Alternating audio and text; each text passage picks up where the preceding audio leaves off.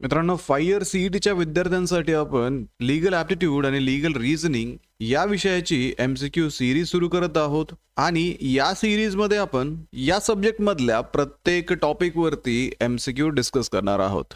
आणि विद्यार्थी मित्रांनो, जर तुम्ही ही सिरीज पूर्ण फॉलो केली तर याच सिरीजमधून मॅक्सिमम क्वेश्चन्स तुमच्या सीईटीला विचारले जाऊ शकतात. त्यामुळे व्हिडिओ शेवटपर्यंत नक्की पहा. मित्रांनो, जसं की आपल्याला माहिती आहे, महाराष्ट्रातल्या टॉपच्या कॉलेजेसमध्ये ॲडमिशन घेण्यासाठी आपल्याला अगदी 99% पर्यंत मार्क्स लागतात. तर त्यासाठीच ग्लोबल ऑनलाईनमध्ये 5 इयर सीईटीच्या विद्यार्थ्यांसाठी असणारा 18 एप्रिल पासून 20 दिवसांचा क्रॅश कोर्स सुरू करण्यात येत आहे. या बॅचमध्ये लाईव्ह आणि रेकॉर्डेड लेक्चर्सच्या माध्यमातून तुमचा संपूर्ण सिलेबस एक्झाम पूर्वी कव्हर केला जाईल. संपूर्ण अभ्यासक्रमाच्या नोट्स तुम्हाला इथे मिळतील. 50 पेक्षा अधिक मॉक टेस्ट आणि 2000 पेक्षा अधिक MCQ सुद्धा तुम्हाला या बॅचमध्ये दिले जाणार आहेत. स्क्रीनवरती दिलेल्या नंबरवरती आजच कॉन्टॅक्ट करा किंवा प्ले स्टोअर वरती जाऊन तिथेही ग्लोबल ऑनलाईन ऍप मध्ये तुम्ही हा कोर्स जॉईन करू शकता. तर विद्यार्थी मित्रांनो, सुरू करूया आजच्या प्रश्नांना. Which amendment act added the word socialist and secular to the preamble? कोणत्या घटना दुरुस्ती कायद्याने प्रस्तावनेत समाजवादी आणि धर्मनिरपेक्ष हे शब्द जोडले? तर 1976च्या 42व्या घटना दुरुस्तीने समाजवादी, धर्मनिरपेक्ष आणि अखंडता हे शब्द समाविष्ट करण्यात आले. त्यामुळे ऑप्शन बी 42nd अमेंडमेंट 42वी घटना दुरुस्ती. Who described the Indian constitution as federal in form but unitary in spirit? भारतीय राज्यघटनेचे वर्णन संघराज्य स्वरूपात पण आत्म्याने एकात्म असे कोणी केले आहे? तर केसी व्हियर यांनी भारतीय संघराज्याच्या वैशिष्ट्यामुळे त्याला अर्धसंघराज्य म्हणजेच क्वासी फेडरल असे संबोधलं आहे. त्यामुळे ऑप्शन ए इथे योग्य उत्तर असेल. The right to property was deleted from the list of a fundamental right by which amendment? मालमत्तेचा हक्क कोणत्या दुरुस्तीद्वारे मूलभूत हक्काच्या सूचीतून वगळण्यात आला आहे? तर 1978च्या 44व्या घटना दुरुस्तीने मालमत्तेचा हक्क रद्द करून त्याला कलम 300A अंतर्गत कायदेशीर हक्क बनवला आहे. म्हणून ऑप्शन सी 44th अमेंडमेंट 44वी घटना दुरुस्ती इथे योग्य उत्तर आहे. Fundamental duties Part 4A were added based on the recommendation of which committee? मूलभूत कर्तव्य भाग 4A कोणत्या समितीच्या शिफारसींच्या आधारावर जोडली गेली? तर स्वर्णसिंग समितीच्या शिफारसीनुसार 1976 मध्ये संविधानात 10 मूलभूत कर्तव्यांचा समावेश करण्यात आला होता. म्हणून ऑप्शन सी स्वर्णसिंग कमिटी याचं योग्य उत्तर आहे. The concept of a single citizenship in India is inspired by the constitution of which country? भारतातील एकेरी नागरिकत्व ही संकल्पना कोणत्या देशाच्या संविधानावरून प्रेरित आहे?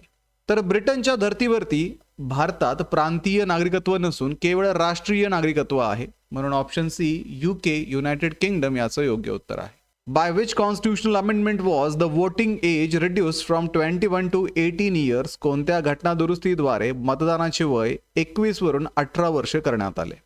तर 1988च्या 61व्या घटना दुरुस्तीने तरुणांना मतदानाचा अधिकार देण्यासाठी वयोमर्यादा कमी केली.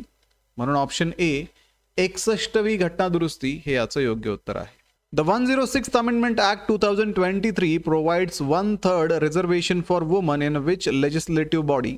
106व्या घटना दुरुस्ती कायद्याने महिलांना कोणत्या कायदेमंडळात 1/3 आरक्षण दिले आहे? तर नारी शक्ती वंदन अधिनियमाद्वारे लोकसभा आणि राज्यांच्या विधानसभामध्ये महिलांना 33% जागा राखीव केल्या आहेत. त्यामुळे option B Lok Sabha and state assemblies याचं योग्य उत्तर आहे. Which new law has replace the criminal procedure code CRPC? कोणत्या नवीन कायद्याने फौजदारी प्रक्रिया संहितेची CRPCची जागा घेतली आहे? तर भारतीय नागरिक सुरक्षा संहिता हा कायदा फौजदारी प्रक्रियेसाठी आता लागू करण्यात आला आहे. In which landmark case did the Supreme Court strike down the electoral bond scheme as unconstitutional? कोणत्या ऐतिहासिक खटल्यात सर्वोच्च न्यायालयाने निवडणूक रोखे योजना घटनाबाह्य ठरवून रद्द केली? तर ADR versus union of India, ADR विरुद्ध भारत सरकार या खटल्यामध्ये 2024 मध्ये सर्वोच्च न्यायालयाने निवडणूक रोखे माहितीच्या अधिकाराचे उल्लंघन करणारे ठरवून रद्द केले. Schedule 10 of the Indian constitution deals with which of the following? भारतीय संविधानाचे 10वे परिशिष्ट खालीलपैकी कशाशी संबंधित आहे?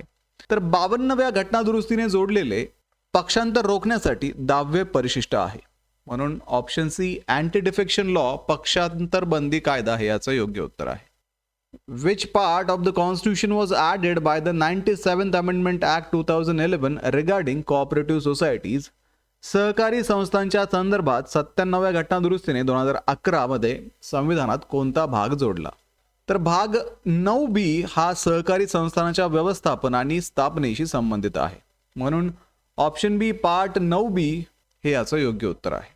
The concurrent list schedule 7 was borrowed from the constitution of which country? समवर्ती सूची परिशिष्ट 7 कोणत्या देशाच्या संविधानावरून घेण्यात आली आहे? तर केंद्र आणि राज्य सामायिक अधिकारांची सूची ऑस्ट्रेलियाच्या संविधानावरून प्रेरित आहे. म्हणून ऑप्शन ए ऑस्ट्रेलिया येथे योग्य उत्तर आहे. Directive principle of state policies म्हणजेच DPSP are aim to establishing what kind of a state? राज्य धोरणाची मार्गदर्शक तत्वे कोणत्या प्रकारचे राज्य स्थापन करण्याच्या उद्देशाने आहेत? तर मार्गदर्शक तत्वांचा मुख्य उद्देश सामाजिक आणि आर्थिक लोकशाहीद्वारे कल्याणकारी राज्य घडवणे हा आहे. म्हणून ऑप्शन बी वेलफेअर स्टेट कल्याणकारी राज्य हे याचं योग्य उत्तर आहे. Under the Indian constitution the real executive power rests with? भारतीय संविधानानुसार वास्तविक कार्यकारी सत्ता कोणाकडे असते? तर राष्ट्रपती हे नाममात्र प्रमुख असतात, तर पंतप्रधान आणि मंत्रिमंडळ हे वास्तविक कार्यकारी प्रमुख असतात. त्यामुळे option be the prime minister पंतप्रधान याचं योग्य उत्तर आहे. Which schedule contains the 22 languages recognized by the Constitution? संविधानाने मान्यता दिलेल्या 22 भाषांचा समावेश कोणत्या परिशिष्टात आहे? तर 8व्या परिशिष्टात सुरुवातीला 14 भाषा होत्या, आता विविध दुरुस्त्यांनी त्या 22 झालेल्या आहेत. म्हणून ऑप्शन बी इथे योग्य उत्तर आहे. The feature of a judicial review was borrowed from which country? न्यायालयीन पुनरावलोकन हे वैशिष्ट्य कोणत्या देशाकडून घेण्यात आले आहे? तर कायदे आणि आदेशांची घटनात्मकता तपासण्याचा न्यायालयाचा अधिकार अमेरिकेच्या संविधानावरून घेतलेला आहे. म्हणून ऑप्शन बी USA अमेरिका हे याचं योग्य उत्तर आहे. Suspension of fundamental rights during emergency is borrowed from? आणीबाणीच्या काळात मूलभूत हक्क स्थगित करण्याची तरतूद कोठून घेण्यात आली आहे? तर आणीबाणीची चौकट 1935च्या कायद्याची असली तर हक्क स्थगितीची तरतूद जर्मनीकडून घेतली आहे. त्यामुळे option B Weimar constitution of Germany, जर्मनीची वायमर राज्यघटना. Schedule 11 of the constitution provides how many subject for panchayati raj institution? संविधानाच्या 11व्या परिशिष्टात पंचायत राज संस्थांसाठी किती विषय दिले आहेत? तर 73व्या घटना दुरुस्तीने जोडलेल्या 11व्या परिशिष्टात ग्रामीण स्थानिक स्वराज्य संस्थांसाठी 29 विषय आहेत. म्हणून ऑप्शन बी 29 सब्जेक्ट्स 29 विषय याचं योग्य उत्तर आहे. According to the 2023 supreme court judgement, what is the nature of a part 21 which include article 370? 2023च्या सर्वोच्च न्यायालयाच्या निकालानुसार भाग 21 चे ज्यात कलम 370 होते त्याचे स्वरूप काय आहे? तर न्यायालयाने स्पष्ट केले की भाग 21 हा केवळ तात्पुरत्या तरतुदीसाठी आहे, म्हणून कलम 370 रद्द करणे वैध आहे. म्हणून टेम्पररी अँड ट्रान्झिशनल तात्पुरते आणि संक्रमणकालीन याचं योग्य उत्तर आहे. In which year did the British East India Company arrive in India after being granted exclusive trading rights by Queen Elizabeth I? Rani Elizabeth प्रथम यांनी व्यापाराचे विशेष हक्क दिल्यानंतर ब्रिटिश ईस्ट इंडिया कंपनी कोणत्या वर्षी भारतात आली? तर राणी एलिझाबेथ प्रथम यांनी 1600 मध्ये सनद देऊन कंपनीला भारतात व्यापाराचे अधिकार दिले. त्यामुळे ऑप्शन बी 1600 या प्रश्नाचं योग्य उत्तर आहे.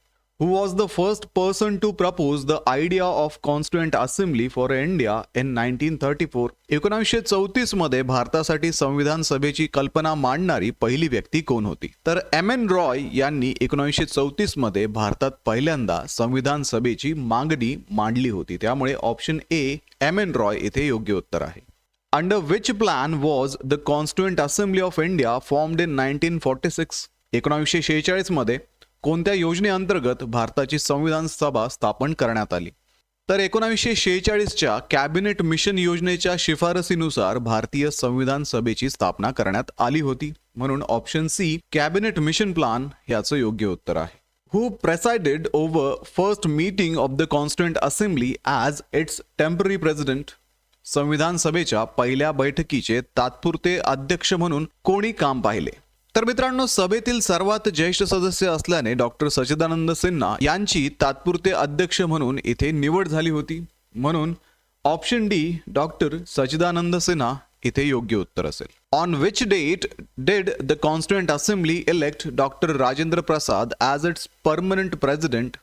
संविधान सभेने डॉक्टर राजेंद्र प्रसाद यांची कायमस्वरूपी अध्यक्ष म्हणून कोणत्या तारखेला निवड केली?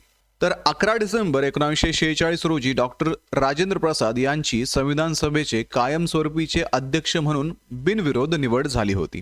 म्हणून ऑप्शन सी डिसेंबर 11, 1946 येथे योग्य उत्तर आहे. Who served as the constitutional adviser to the constituent assembly? संविधान सभेचे घटनात्मक सल्लागार म्हणून कोणी काम पाहिले? तर सर BN राव यांची संविधान सभेचे कायदेशीर सल्लागार म्हणून नियुक्ती करण्यात आली होती. म्हणून option B sir BN Rau इथे योग्य उत्तर आहे.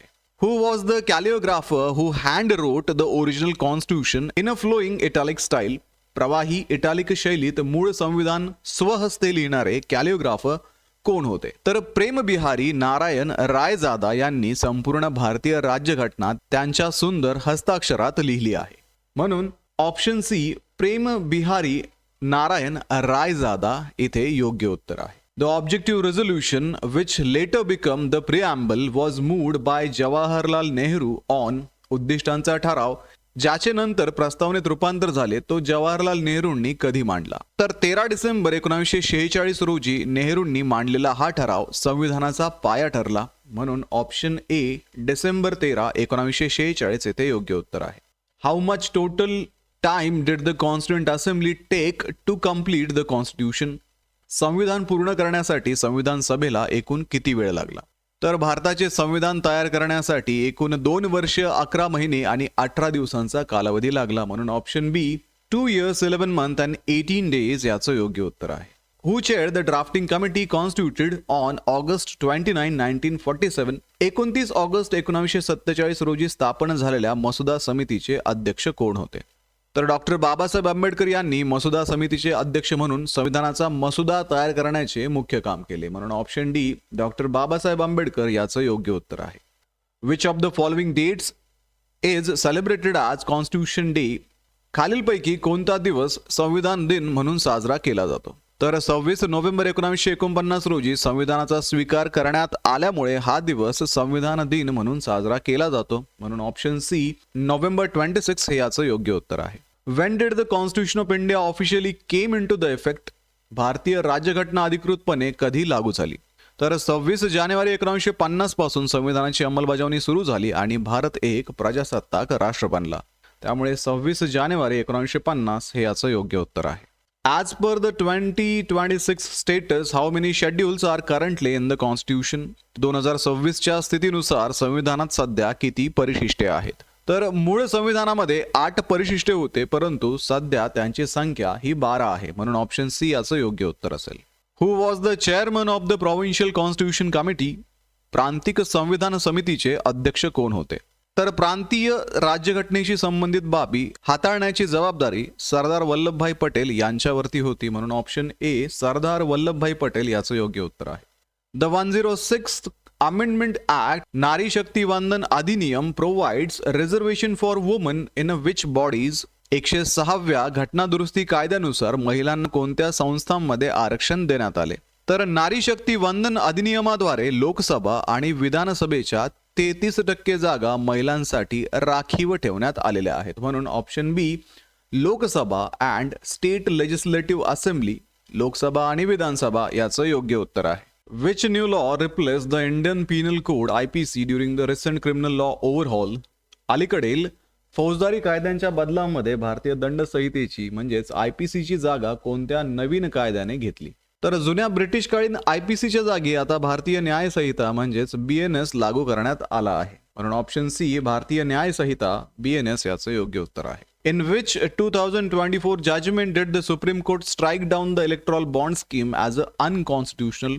2024च्या कोणत्या निकालात सर्वोच्च न्यायालयाने निवडणूक रोखे योजना घटनाबाह्य ठरवून रद्द केली? तर माहितीच्या अधिकाराचे उल्लंघन होत असल्याचे सांगत न्यायालयाने association of democratic reform versus union of India या निकालामध्ये सर्वोच्च न्यायालयाने निवडणूक रोखे योजना घटनाबाह्य ठरवून रद्द केली. म्हणून option B association of Democratic Reform versus Union of India. So according to Article 368, what majority is required in a parliament to amend the constitution? कलम 368 नुसार घटनेत दुरुस्ती करण्यासाठी संसदेत कोणत्या बहुमताची आवश्यकता असते? तर घटना दुरुस्तीसाठी संसदेच्या दोन्ही सभागृहात विशेष बहुमताची गरज असते, म्हणून ऑप्शन बी स्पेशल मेजॉरिटी विशेष बहुमत याचं योग्य उत्तर आहे. Which article of the Constitution officially repealed the Indian Independence Act 1947? घटनेच्या कोणत्या कलमाने भारतीय स्वातंत्र्य कायदा 1947 अधिकृतपणे रद्द केला? तर कलम 395 नुसार भारतीय स्वातंत्र्य कायदा आणि भारत सरकार कायदा 1935 रद्द करण्यात आलेला आहे, म्हणून ऑप्शन डी